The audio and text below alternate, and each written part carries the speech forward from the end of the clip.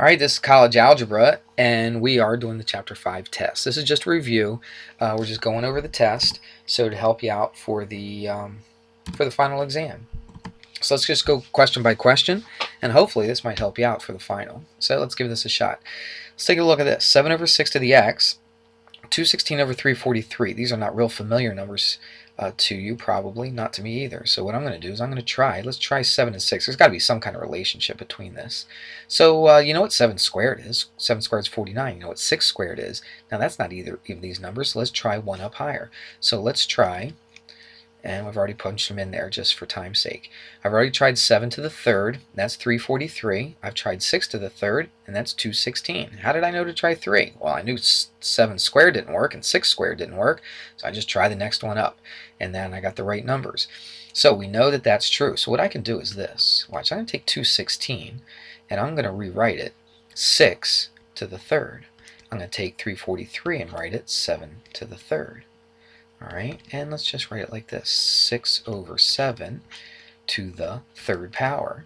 Now remember what we do. If we can get the bases to be the same, then we can set the exponents equal to each other. Well, the bases aren't the same. This 7 over 6 and this 6 over 7 aren't the same, but they're pretty close. So what I'm going to do, I got a little rule here. It says I can take this fraction and I can flip the fraction. 6 over 7. As long as I do what to the exponent? As long as I change the sign of the exponent. So let's change the sign of it. And so that's negative x. So we're good to go. So watch, 6 over 7, 6 over 7, the same base. If we have the same base, we don't have to worry about that. What do we do with the exponents? Just set them equal to each other. So negative x equals 3. Divide both sides by negative, so x equals negative 3. And that's how we get that problem. All right, let's go to this one right here. It's 3 to the negative x equals 1 over 9. You could write this several different ways, I guess. Let's see. Over here we try to find get the bases the same. We could probably do the same here. I'm going to keep 3 to the negative x the same. There's probably several ways you could approach this, but this is how I'm going to do it. And I'm going to change this, 1 over 9. Now again, remember, I could flip it as long as I change the sign of the exponent. Well, what's the sign of the exponent here? It's just a 1. Well, if I change the sign of it, if I flip the fraction and change the sign, that's to the negative first. You say, well, that doesn't help because I got a 3 and I got a 9. Yeah, but you can see 9, and you can change that so it has a base of 3. And watch, this is just going to be 3 squared. That's taken to the negative first power. Now look, we got the bases to be the same. So watch, the bases are the same. And let's just finish this one up. Let's make this look a little cleaner. 2 times, it's 3 squared to the negative first. The rule says that you multiply those together. So it's 3 to the negative second. Just like we did over here, now we have the bases the same. If the bases are the same, we set the exponents equal to each other. So the bases basically go, and you've got negative x equals negative 2. Divide or multiply, either one, both sides by negative 1, and x equals 2. That's how we do that one. All right, let's come over here. Again, these are all kind of rigged so that they get the same base. We're going to do, this is kind of like this problem right here. It's not much different. So let's do this. Let's keep this the way it is, 7 minus 3x. And watch, I'm going to rewrite this. I'll tell you what, I'm going to do this up in this step. This is going to be 1 over 4 squared. I've got a base of 4 here and a base of 4 here, but it's in the denominator, so I want it in the numerator. How do I do that? I flip the fraction. If I flip it and change it to the top and put this to the top, what does it do to my exponent? It makes it negative.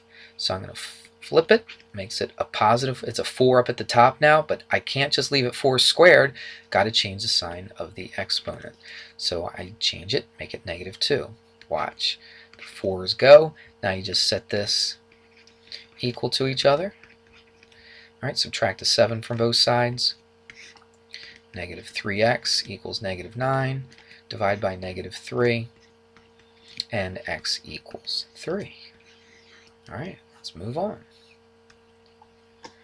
All right, here's a couple more problems. Let's see what we're going to do here. We may not do the same exact thing because look, there's no way we can get the bases to be the same here, but we want to get rid of this exponent right here. So how in the world could we get rid of that?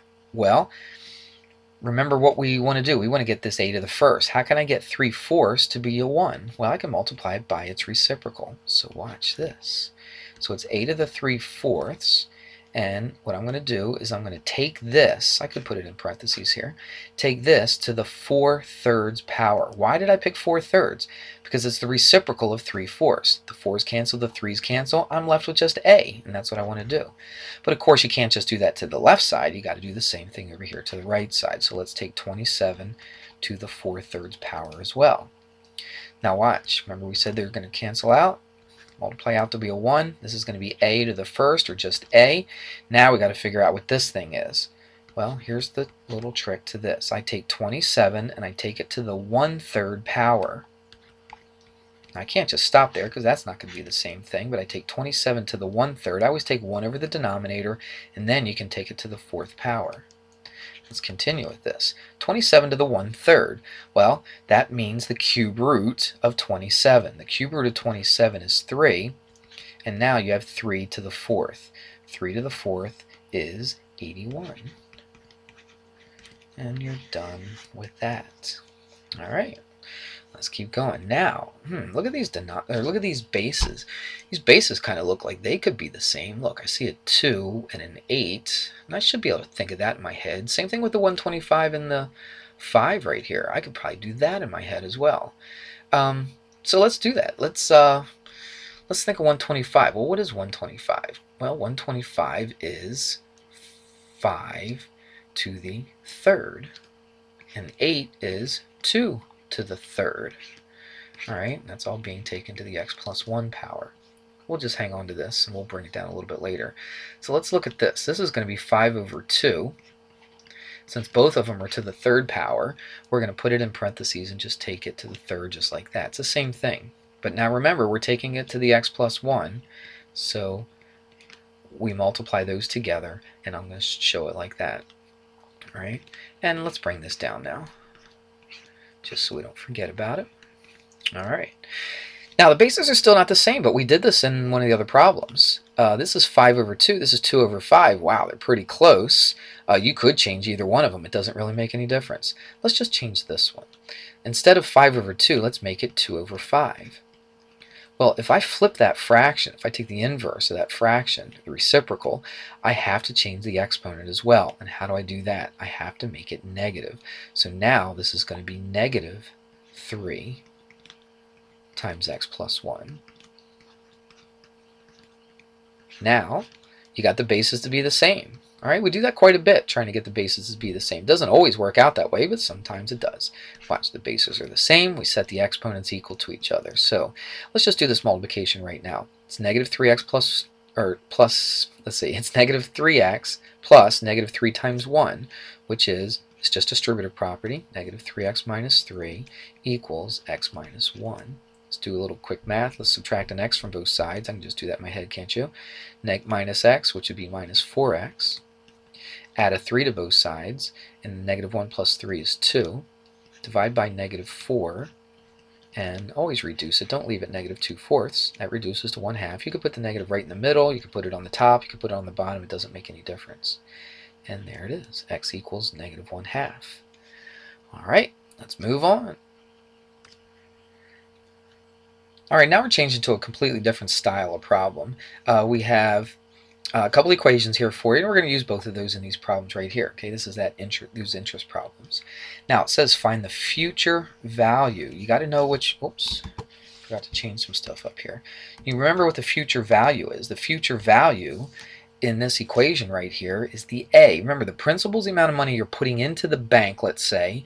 Here's the interest rate, the time, and all that kind of stuff. The A is how much you're going to get in the future. So that's what we're doing. It's just straight up plug and chug into this equation. So let's figure out what our stuff is. I like to write these things down. So we're trying to find the A. I like to put a question mark here. Okay, here's how much money you're putting in the bank, $3,000, so that would be the P for principal. We put $3,746.22. I don't need to put the dollar sign here. For 9 years, the years is T, and it's in years, okay? The T always has to be in years. 7%, that's your rate. Now, we don't write it as 7, we have to write it as a decimal, which means you move the decimal 2 places to the left. Compounded monthly. Now, that's the M. Question is, how many times is it compounded in 1 year? Well, if it's compounded monthly, then it's compounded 12 times a year. So that's what the M stands for. It stands for 12. And now we just put that stuff in here. So let's put the stuff in. So A equals P. Tell you what, I'm running out of time. I'm going to pause this and I'm going to put them in and we'll see it in a second.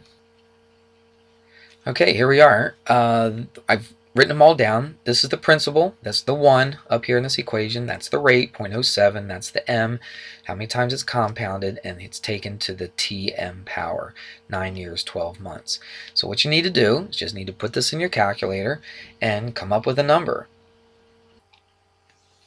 All right, I just put everything in the calculator right here. 3746.22. There's the 1 plus the 0.07 divided by 12. Put some parentheses to separate it. Took it to the 9 times 12 power. There's my answer. So it's 7021.08, and that's in dollars. There it is.